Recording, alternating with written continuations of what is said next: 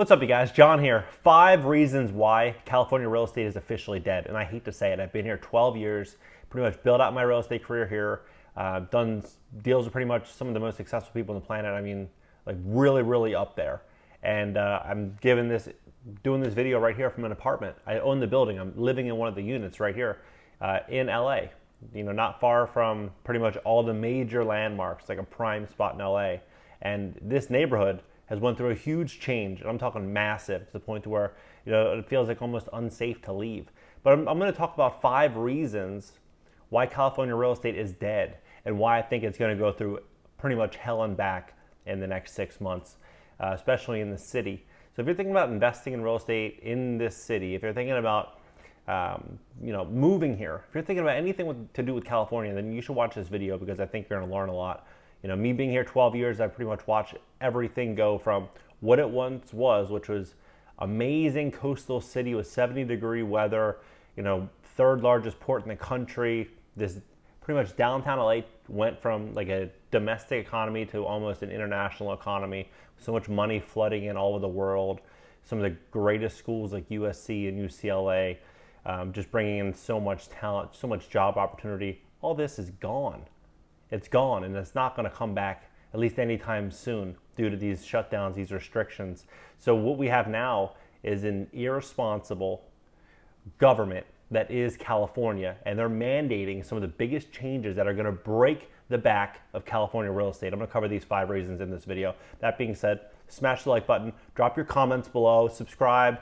I'm posting consistently about personal finance, real estate, and business. All right, guys, let's begin. Number 5, I'm going to start with number 5 and work my way backwards. Number 5 is crime. And crime has been picking up so extensively. I mean, it is so sketchy just going outside. I mean that in a big way. To put this into context, I'm going to put an alert right here that I get on my phone that tells me nearby crime that's happening within 10 blocks of where I am right now. 10 blocks. Not 10 huge, massive New York City, Manhattan blocks. I mean, 10 residential neighborhood blocks. I mean, someone got stabbed this morning at not even 8 o'clock in the morning, 1 block away. Not even a block away. I mean, it's like right across the street. Someone got stabbed. Gunshots, I mean, multiple gunshots. What was it, Sunday night? This was never happening at this level, ever. I mean, I'm right down the street from the beach. I mean, probably a 10, 12-minute drive from like Venice Beach. I mean, this is prime neighborhood. And this is what's happening right now. But I don't know what people expect when you have everyone out of work. You tell everyone to wear a mask. I mean, if you're going to be a criminal, now's the time to be a criminal. They're telling everyone to cover up their faces. They're defunding the police. And, you know, people are desperate for survival. Everyone's losing their businesses here.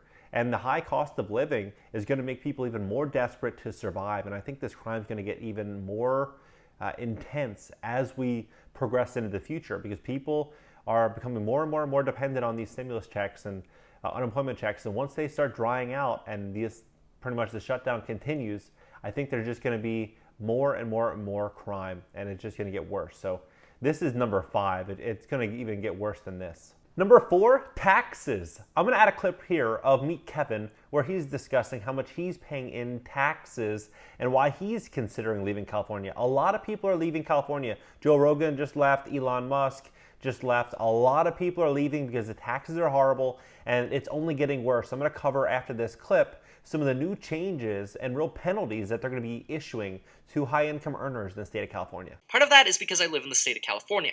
If I left the state of California, I'd probably save about $3,000 per day, which is insane. So, if we wanted to add passive income source number 11, it could be me moving out of California, moving to Vegas, and saving $3,000 per day for not paying California's income taxes. The new tax rate that they have on millionaires, I think, is going to push out a lot of millionaires. Let me explain. If you make over $1 million a year, you pay an extra 1% in taxes. Make over $2 million, you pay 3% in taxes. Make over $5 million, you pay an extra 3.5% in taxes. So right now, the tax rate for people making over $5 million a year is roughly 13.3%. And Now they want to take it to 16.8%. Hawaii, which has number 2 highest taxes, is 11%. Oregon, 9.9%. So the highest taxes in the country.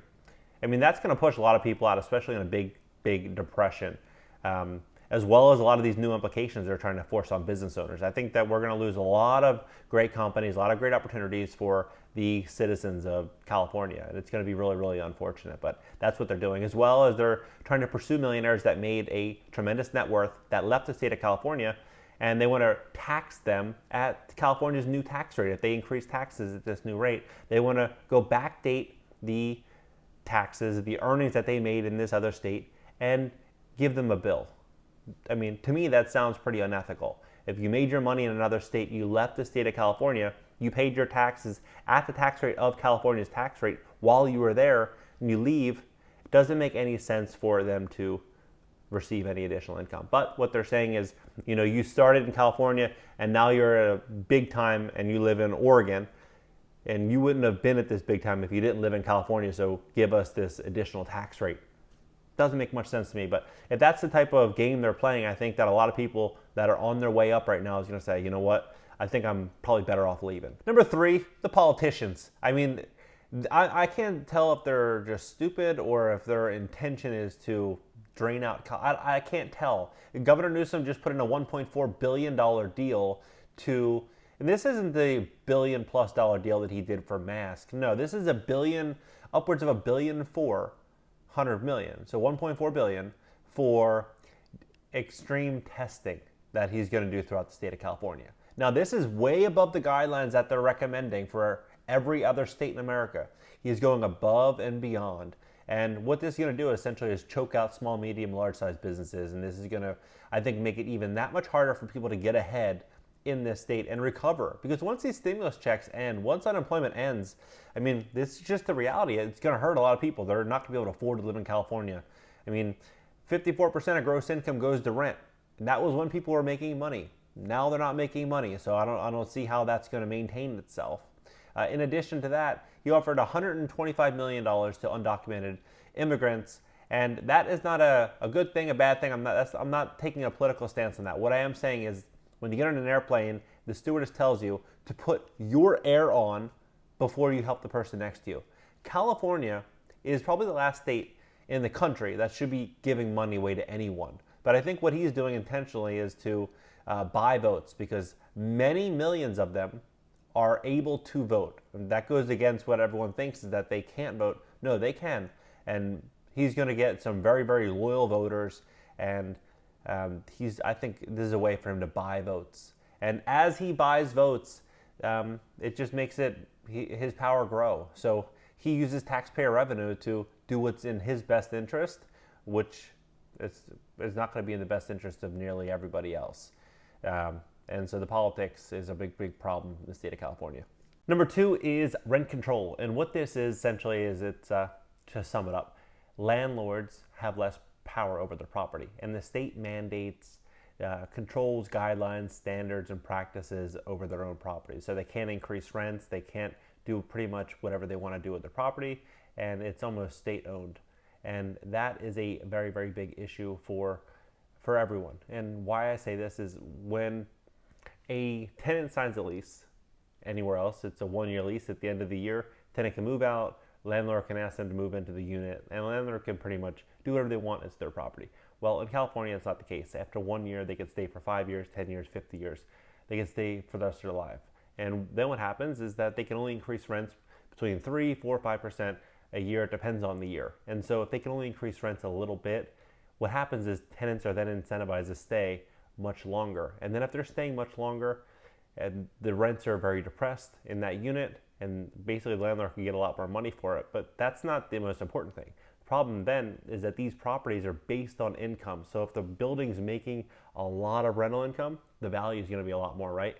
And so if the value is a lot more, then the tax base is going to be a lot more. So they're taking away money from school funding, police departments, street services, the state. I mean, everybody's losing. And then essentially, since these tenants don't want to move, then it takes away housing supply as well. So it makes all the other existing housing stock so much more expensive. thus the very, very high rents that are in California and New York, because New York has the same policy. However, now with the eviction moratorium, they just extended it till February. So you have all of these landlords that are now forced to basically carry the entire building. A lot of these landlords, they bought properties based on the income that they received with their business, and now their business is likely deemed not essential. So you have these landlords now that can, most of which, I mean, there's so many small landlords that own a property or two properties or three properties that can't afford their mortgage now. So they could either lose their property or they have to go into forbearance, which then hurts them as well because now they might not be able to qualify to buy another property if we go into a recession. So it hurts them. Ultimately, this is a problem for landlords, a very big problem, and the state's penalizing them. And now what they're doing is they're saying you don't have to pay rent until February of 2021. This shutdown started March.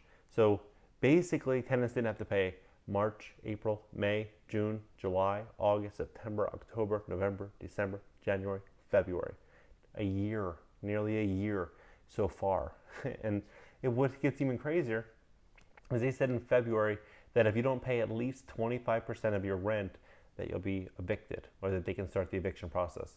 So if you pay 24% of your rent and your rent's $2,000, so you go, give them $400 for rent, and that's it. I mean, you doing stuff like this and setting up these parameters and these loopholes, it takes away incentive from landlords. Why would they want to invest their hard-earned money to be treated like that?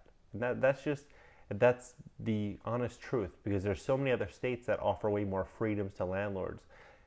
And I just think that this is going to scare away a lot of landlords right now that are dealing with this. So people are going to say, well, I have a friend in Nevada, I have a friend in Florida, I have a friend in Texas, I have a friend pretty much everywhere else, and they don't have to deal with this type of headache, and they can get property pretty good price, and they have freedom and control. And I think this is going to be very attractive for a lot of people. So I think this is going to definitely hurt a lot of potential that California has. Number one reason is the high cost of living, the lack of now opportunity, the further regulation on business, and the really everything coupled together. Further regulation on business, high cost of living, further regulation on owning property here. Just the politicians are designed in such a way to impact and hurt business owners and people that actually want to create value for the state. That is the unfortunate reality, and that's how they're trying to solve this $54 billion deficit that California is in right now. It's by taking from the people that are actually creating and giving to the state. And I think that this is going to just get worse and worse, especially as this deficit grows over the coming 6 months. That being said, I think that this is going to pose a real big issue for people that want to build property here, people that want to invest in commercial real estate, people that want to really put money on the table in California, is that they take all this risk, all this additional risk that they otherwise would not take. But the issue now for me is that wave of uncertainty. What happens in 6 months when this deficit grows greatly? Small businesses greatly impact, medium-sized business same as well. Large-sized business, many of which left. Who else can they possibly really take from? It's landlords. It's the existing business owners. That's it. There's no one else that they can take from. The socialist rules and regulations with properties with rent control, they're going to keep rents very low, meaning that they're going to have less tax revenue. So I don't see how else they outsource this money. That's a very large deficit, over $50 billion so far. This is going to become a real big problem, and I see this as going to really drive out everyone that's trying to help this state. That's just a sad reality. I mean, I love California. I've been here 12 years. I wanted to stay here until my final days. That was my plan. But now with everything that's happening, it's just so concerning. High crime, high cost of living, these politicians, the rules, regulations, everything that's happening right now, it's such a shame because this is such a beautiful state. I mean, driving through downtown, going to Echo Park, going to Runyon Canyon, going to Santa Monica and Venice Beach, going to all these places, just so beautiful. And it just saddens me to see all this happening to this state. So I hope this all does change. I really do, because I would love to stay.